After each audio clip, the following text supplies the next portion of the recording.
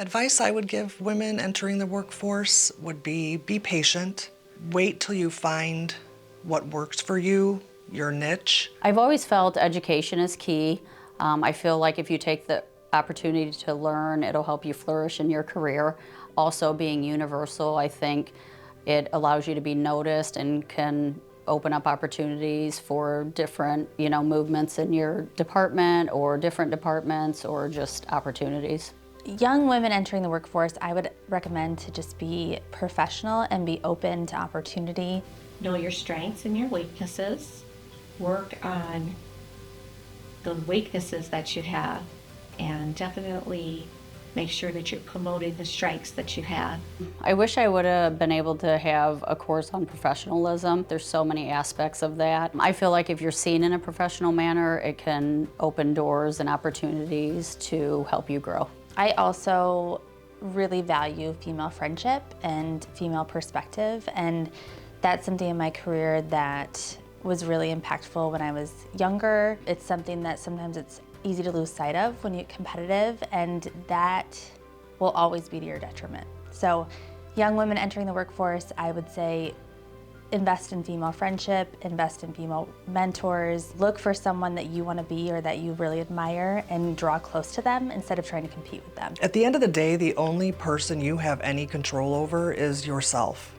So if you don't like your circumstances, you don't like your surroundings, you don't like your job, then maybe you need to make the change. You need to expand. You need to open up and see what you can do to better yourself or change your situation, because you can't control the person coming at you, the situation coming at you. You can only control how you react. I love numbers, and I also enjoy good customer service. You get to serve your community, and then you also just get to know your tone. It's very fulfilling because you do have to be very, very detailed, and you have to be structured and have organization, but then you also are dealing with a very important part of people's lives. I've always enjoyed anything to do with numbers. Math was my strong suit. And then my senior year, I had an econ class that went over budgeting and credit, and I just really enjoyed those topics, which drove me to pick business as my degree in college. And I just really enjoy talking to people, helping people. I love seeing, somebody struggling and being able to help them budget and get through some things and meet goals. Honestly, I just kind of had an aptitude for IT. I like puzzles, and IT isn't always black and white, so I liked that gray area, thinking outside the box. Starting here as a teller has afforded me many opportunities to see different areas of the bank, how things run, where I find myself being needed, being able to step into situations. As a problem solver, people can come to me, and if I don't know the answer, I will find the answer for them. And I want people to realize that I can be that resource for them. So in my career, work-life balance is always a really delicate balance. I love being a mom, and I love being a wife, and it's definitely the biggest part of my life. It's a part of my life that I'm not replaceable, and so I try to maintain that at the top of my priority list. It's not always easy, and there are times when things ebb and flow, and thankfully I have a really understanding husband that's supportive. I have kids who I think overall understand and appreciate that their mom has a career and is giving back to something. Where I do struggle is with my volunteer efforts. I want to invest in the community, I want to give back, and when I'm also working full-time and then I'm a mom, it's sometimes hard to find space for that, and that's required a lot of sacrifice. Balancing work and personal life is difficult but necessary. As a single mom, I found some challenges there. Luckily for me, I found more than a job at DeMotte State Bank. It's a family, and so that has really enabled me to fulfill both roles. I can't imagine another business allowing me the latitude that I've been granted. Things happen, kids get sick. If you're the only one on call, you need to be able to run out of here, and I've been afforded that ability. I don't know that any or most businesses would allow people to do that. I don't have a specific work-life balance. I feel like it could possibly fluctuate day to day depending on where I'm needed, where the pressures are. I also feel like in my life cycle it has kind of went up and down.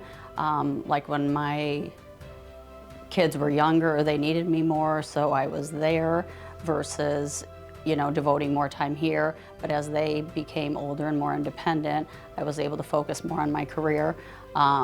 So yeah, there's not really a mathematical equation for that. It is where you're needed, and here at DeMotte State Bank, I feel like they are my family too. So I feel devoted to each, my home family and my work family. We have a lot of officers with a lot of knowledge, a lot of years of experience, just in banking and in life.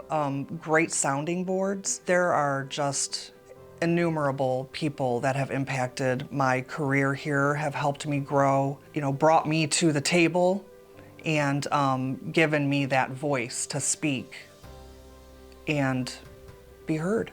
DeMotte State Bank has great retention when it comes to their officers, and a lot of the people who trained me when I first started here 20 years ago are still here and have molded me into who I am today. Going back to the professionalism, Jennifer Hammonds played a huge role in helping me mold myself, learn how to communicate properly, appearance. I always looked up to her. So when I was first joining the professional world, I had a job at actually a chamber of commerce, and the president of the chamber was a female, which at the time I don't think I appreciated how unique that was, and especially the size of the chamber that I was employed by. And she was incredible.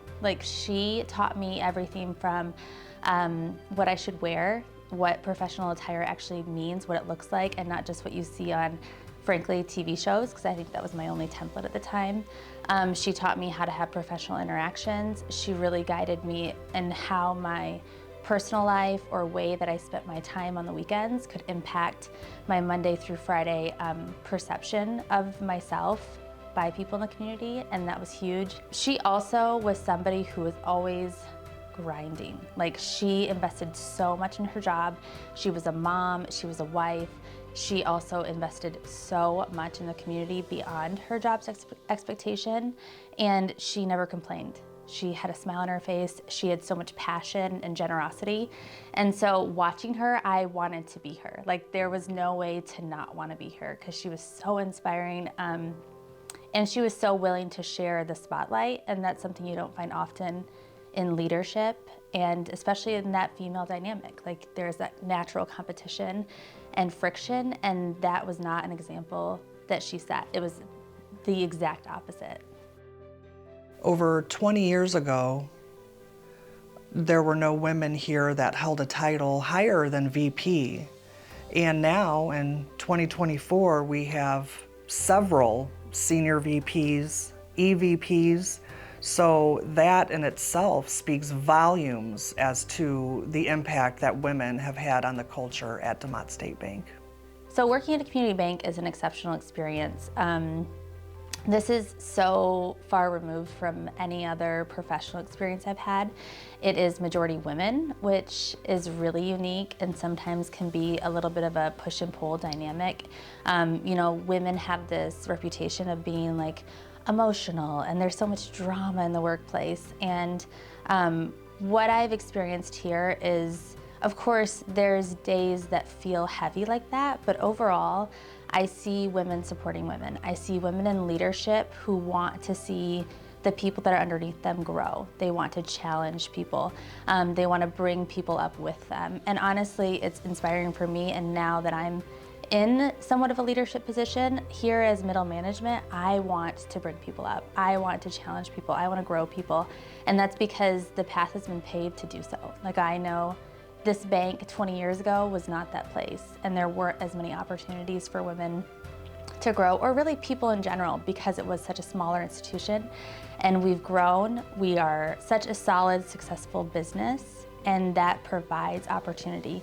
Obviously career opportunity, but education opportunity, opportunity for people to challenge themselves, because as we grow, there's going to be things that are new to everyone. And I love seeing the female perspective infused in that growth.